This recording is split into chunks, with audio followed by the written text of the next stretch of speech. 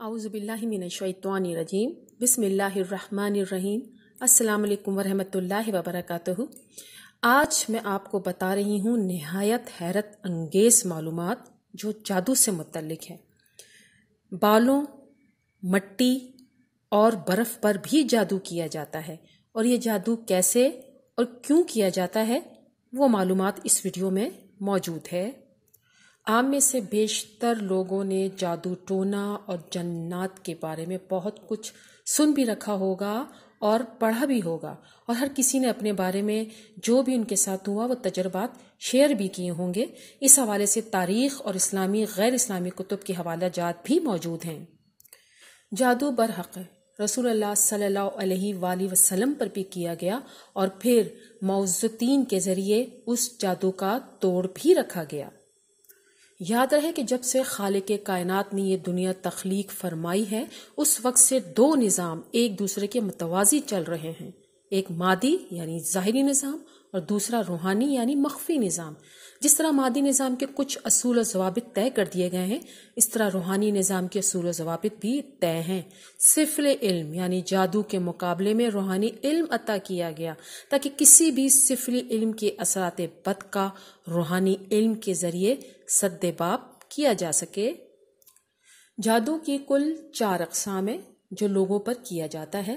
पहली किस्म है ज़मीनी जादू यानी ज़मीन के ज़रिए जादू किया जाता है। दूसरी किस्म है हवाई जादू, हवा के ज़रिए किसी को नुकसान पहुंचाया जाता है।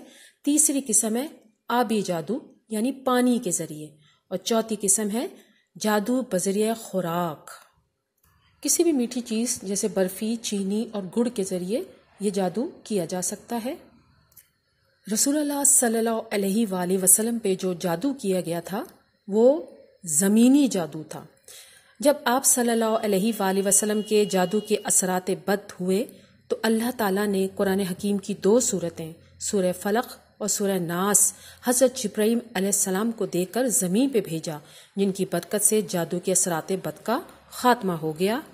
रसूलुल्लाह सल्लल्लाहु अलैहि वसल्लम की मुँह मुबारक को एक कुएं में पत्थर के नीचे रखा गया था और उसके अलावा एक पुतला भी था जिसमें सुइयां चुभोई हुई थी। गोया आप सल्लल्लाहु अलैहि वसल्लम पे जो जादू किया गया वो ज़मीनी जादू था।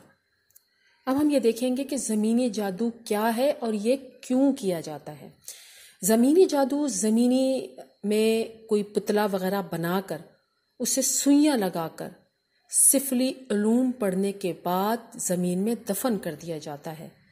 मतलूबा शख्स का पाँव जहाँ लगा हो वहाँ से मिट्टी उठाकर भी उस पर जादू कर दिया जाता है। इस तरह अपने मुखालिफ के बाल या कपड़ा लेकर भी उस पर जादू किया जाता है। बाद औक़ात कंकरियों या मिट्टी पर दम करके उसे मुखालिफ के घर में डाल दिया जाता है या फिर ज़मीन यानी कि ज़्यादातर कब्रिस्तान में दफन कर दिया जाता है। ज़मीनी जादू कीलों पर भी किया जाता है। कीलों पर पढ़ाई करने के बाद उन्हें ज़मीन में ठोक कर मुखालिफ को अज़ियतें दी जाती हैं। अब हम बात करते हैं हवाई जादू की। हवाई जादू दूसरी किस्म हवाई जादू है। हवा में जादू के जन्नात छोड़कर मतलूबा शख्स को नुकसान पहुंचाया जाता है। ये जन्नात के ज़रिए मुखालिफ के जिस्म में सुइयां पेवस्त की जाती हैं। यह दरख्त वगैरह पर तावीज़ बांध कर मुखालिफ को अजियत दी जाती है। इसके अलावा हांडी का एक नहायत ख़तरनाक अमल किया जाता है, यानी कि जादूगर हांडी में गोश्त डालकर उसे चूल्हे पर रख देते हैं और पढ़ाई शुरू कर देते हैं। जादू के जन्नात उसे उठाकर मतलूबा जगह पर गिराते हैं, जिससे बहुत नुकसान होता है, जानी नुकसान भी और माली नुकसान भी।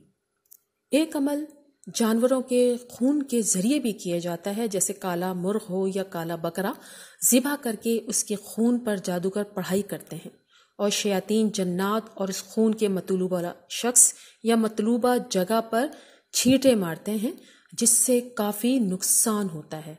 जानवरों में कुत्ता, सूअर, ऊँट, गाय वगैरह शामिल हैं। उनकी हड्डी पर भी जादू किया जाता है।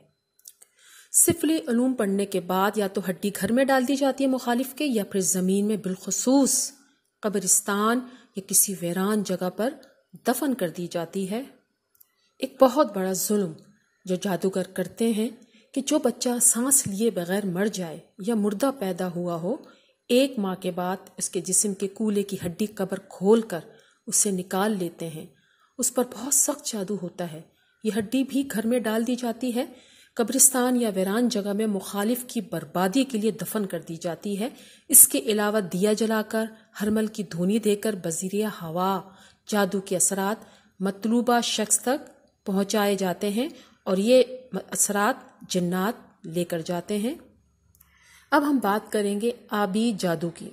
یہ کیسا جادو ہے اور کس طرح کیا جاتا ہے؟ مچھلی کے پیٹ کو صاف کر کے اس کے اندر کچھ چیزیں بھر کر جادو کرنے کے بعد اسے سی کر سمندر یا دریا میں ڈال دیا جاتا ہے۔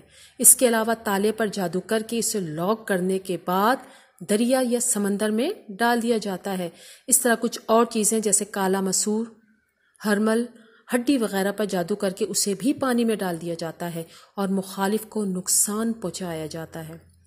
اکثر دریا وغیرہ کے کنارے بیٹھ کر دیا جلا کر بھی جادو کیا جاتا ہے اور بعض اوقات پانی کے اندر اتر کر بھی جادو کیا جاتا ہے، جس سے مخالف کو بہت سخت نقصان اٹھانا پڑتا ہے۔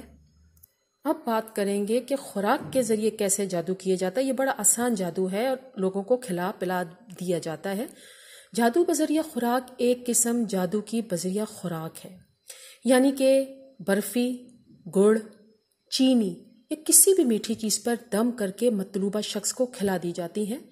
یہ عمل گوشت پر بھی کیا جاتا ہے، سبزی اور دیگر خوردنی اشیاء پر بھی کیا جاتا ہے اور مخالف کو کھلا کر مطلوبہ نتائج حاصل کر لیے جاتے ہیں۔